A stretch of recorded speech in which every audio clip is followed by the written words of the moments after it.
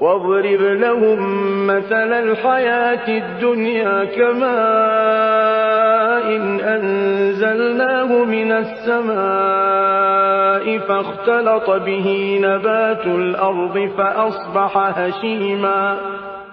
فأصبح هشيما تذروه الرياح وكان الله على كل شيء مقتدرا.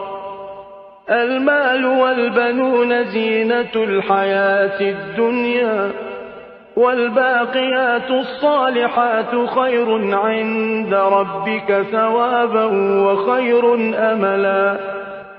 ويوم نسير الجبال وترى الأرض بارزة وحشرناهم فلم نغادر منهم أحدا وعرضوا على ربك صفا لقد جئتم